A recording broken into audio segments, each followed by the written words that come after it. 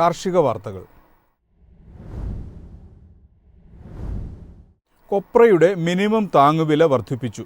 2025 സീസണിൽ കൊപ്രയ്ക്ക് താങ്ങുവില കിൻഡലിന് 420 രൂപ വർദ്ധിപ്പിച്ച് 11,582 രൂപയാക്കി. കേന്ദ്രമന്ത്രിസഭയുടെ സാമ്പത്തികകാര്യ സമിതി യോഗത്തിലാണ് തീരുമാനം. ഉണ്ടക്കൊപ്ര താങ്ങുവില കിൻഡലിന് 100 രൂപ വർദ്ധിപ്പിച്ച് 12,100 രൂപയാക്കാനും അംഗീകാരം നൽകിയെന്ന് മന്ത്രി അശ്വിനി വൈഷ്ണവ് അറിയിച്ചു. 855 കോടി രൂപ ഇതിനായി നീക്കിവച്ചിട്ടുണ്ട്. 2014-2015 മിൽക്കൊപ്രയുടെ താങ്ങുവില 5,250 രൂപയും ഉണ്ടക്കൊപ്രയുടേത് 5,500 രൂപയുമായിരുന്നുവെന്ന് മന്ത്രി പറഞ്ഞു. അന്താരാഷ്ട്ര തലത്തിൽ കൊപ്രയുടെ വില കുറയുന്ന സാഹചര്യത്തിൽ താങ്ങുവില ഉയർത്തിയത് കർഷകർക്ക് ആശ്വാസം പകരും. ഉൽപാദന ചെലവ് കണക്കാക്കുമ്പോൾ മിൽക്കൊപ്ര ഉൽപ്പാദിപ്പിക്കുന്നവർക്ക് വരുമാനത്തിൽ 51.84% ഉണ്ടക്കൊപ്ര ഉൽപാദകർക്ക് 63.26% വരുമാന വർധന ലഭിക്കുമെന്നും കേന്ദ്ര സർക്കാരിന്റെ കണക്ക് വ്യക്തമാക്കുന്നു. രാജ്യത്ത് കഴിഞ്ഞ സീസണിൽ കൊപ്ര സംഭരണം സർവകാല റെക്കോർഡായിരുന്നു. 90,000 കർഷകരിൽ നിന്ന് 1,493 കോടി രൂപയുടെ 1.33 ലക്ഷം ടൺ കൊപ്രയാണ് സംഭരിച്ചത്. മുൻ വർഷത്തേക്കാൾ 227% വർധനയുണ്ടായെന്നാണ് കണക്ക്. രാജ്യത്തെ കൊപ്ര ഉൽപാദനത്തിൽ 3ാം സ്ഥാനത്താണ് കേരളം. മൊത്തം ഉൽപാദനത്തിന്റെ 25.4% കേരളത്തിൽ നിന്നാണ്. News desk MyFin TV. വാഴപ്പഴം കയറ്റുമതിയിൽ 30% ഇടിവ്. രാജ്യത്തിൻ്റെ വിവിധ ഭാഗങ്ങളിൽ അതിശൈത്യം ആരംഭിച്ചതാണ് കാരണം. വാഴപ്പഴ കയറ്റുമതിയിലുണ്ടായ ഇടിവ് കയറ്റുമതിക്കാർക്ക് 200 കോടി രൂപയുടെ നഷ്ടമുണ്ടാക്കുമെന്നാണ് കണക്കാക്കുന്നത്. ഏറ്റവും അധികം വാഴപ്പഴം ഉൽപ്പാദിപ്പിക്കുന്നതും കയറ്റുമതി ചെയ്യുന്നതും ഇന്ത്യയാണ്. മഹാരാഷ്ട്ര, ഉത്തർപ്രദേശ്, ആന്ധ്രാപ്രദേശ്, കർണാടക തുടങ്ങിയ പ്രധാന വാഴകൃഷി ചെയ്യുന്ന സംസ്ഥാനങ്ങളിലെ കാലാവസ്ഥ 12 ഡിഗ്രി സെൽഷ്യസിനു താഴെയെത്തി. ഇത് വിളവെടുപ്പിന് തയ്യാറായ വാഴപ്പഴങ്ങളുടെ നിറം മാറുന്നതിനും ചെയ്യുന്നതിനും കാരണമായി. റഷ്യയിൽ നിന്നും ഇറാനിൽ നിന്നും വാഴപ്പഴത്തിന് ഉയർന്ന ഡിമാൻഡാണുള്ളത്. കൂടാതെ പശ്ചിമേഷ്യൻ രാജ്യങ്ങളിൽ നിന്നും ഓർഡറുകൾ എത്തുന്നുണ്ട്.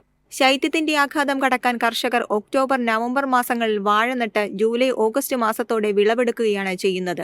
കിലോയ്ക്ക് 28 രൂപയ്ക്ക് കരാറുറപ്പിച്ച വ്യാപാരികൾക്ക് വാഴപ്പഴത്തിന്റെ കേടുപാടുകൾ മൂലം 14 രൂപയ്ക്ക് വിൽക്കേണ്ട സാഹചര്യമാണുള്ളത്. News desk MyFin TV.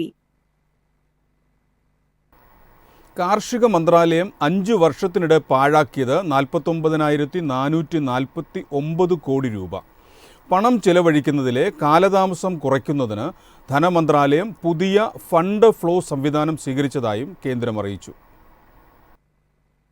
ചെലവിന്റെ മന്ദത, വിനിയോഗ സർട്ടിഫിക്കറ്റ് സമർപ്പിക്കുന്നതിലെ കാലതാമസം തുടങ്ങിയ ഘടകങ്ങളാണ് പണം വിനിയോഗിക്കുന്നതിൽ കുറവ് വന്നതിന് കാരണമായി കേന്ദ്ര കൃഷി കർഷകക്ഷേമ മന്ത്രാലയം ചൂണ്ടിക്കാട്ടുന്നത്. 2018-19 കാലഘട്ടത്തിനും 2022-23 കാലഘട്ടത്തിനുമിടയിലുള്ള വർഷങ്ങളിലെ 5,53,145.1 കോടി രൂപയാണ് വകയിരുത്തിയത്. പുതുക്കിയ എസ്റ്റിമേറ്റിൽ ചെലവാക്കിയത് 5,03,696.1 കോടി രൂപയും 2018-19 കാലയളവിൽ 21,537.83 കോടി രൂപയാണ് ഉപയോഗിക്കാത്തതായി കണ്ടെത്തിയത്. നിലവിൽ രേഖപ്പെടുത്തിയിരിക്കുന്ന ഏറ്റവും ഉയർന്ന തുകയാണിത്. 2021-22 3,490.58 കോടി രൂപയാണ് ചെലവഴിക്കാതെ പോയത്.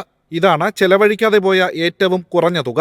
പണം ചെലവഴിക്കുന്നതിലെ കാലതാമസം കുറയ്ക്കുന്നതിന് ധനമന്ത്രാലയം പുതിയ ഫണ്ട് ഫ്ലോ സംവിധാനം സ്വീകരിച്ചതായി കേന്ദ്ര കാർഷിക സഹമന്ത്രി രാംനാഥ് താക്കൂർ പറഞ്ഞു. News desk MyFin TV. പ്രതീക്ഷ നൽകി വെളിച്ചെണ്ണ വിപണി. പ്രാദേശിക വിപണികളിൽ ഡിമാൻഡ് അനുദിനം ഉയരുന്നു. സംസ്ഥാനത്ത് വെളിച്ചെണ്ണ വില ഈ വർഷത്തെ ഏറ്റവും ഉയർന്ന നിലവാരത്തിലാണുള്ളത്. ക്രിസ്മസ് ആവശ്യങ്ങൾക്ക് വാങ്ങലുകാർ രംഗത്തിറങ്ങിയതോടെ പ്രാദേശിക വിപണികളിൽ വെളിച്ചെണ്ണയ്ക്ക് ഡിമാൻഡ് അനുദിനം ഉയർന്നത് കണ്ട് കൊപ്രയാട്ട് മില്ലുകാർ നിരക്കുയർത്തി. കൊച്ചിയിൽ വെളിച്ചെണ്ണ വില ക്വിന്റലിന് 21,400 രൂപയിലും കൊപ്ര 14,000 രൂപയിലും ഇടപാടുകൾ നടന്നു. പിന്നിട്ട ഏതാനും ആഴ്ചകളായി തമിഴ്നാട് ലോബി സ്റ്റോക്കുള്ള വെളിച്ചെണ്ണ വില ഉയർത്തി വിറ്റഴിക്കാൻ ഉത്സാഹിച്ചെങ്കിലും കർഷകരിൽ നിന്നും കൂടിയ വിലയ്ക്ക് കൊപ്ര ശേഖരിക്കാൻ താൽപര്യം കാണിച്ചില്ല. പൊള്ളാച്ചി, കോയമ്പത്തൂർ, പഴനി, കായംഗം മേഖലകളിൽ പച്ചത്തേങ്ങ ലഭ്യത ചുരുങ്ങിയ പശ്ചാത്തലത്തിൽ കൊപ്രക്ഷാമം രൂക്ഷമാകുമെന്ന ഭീതിയും മില്ലുകാരിൽ ഉടലെടുത്തു. ജനുവരിയിലാണ് കേരളത്തിൽ നാളികേര സീസണ് തുടക്കം കുറിക്കുക. അതുവരെ ചരക്കിനുള്ള ദൗർലഭ്യം വിട്ടുമാറില്ല. News desk MyFin TV.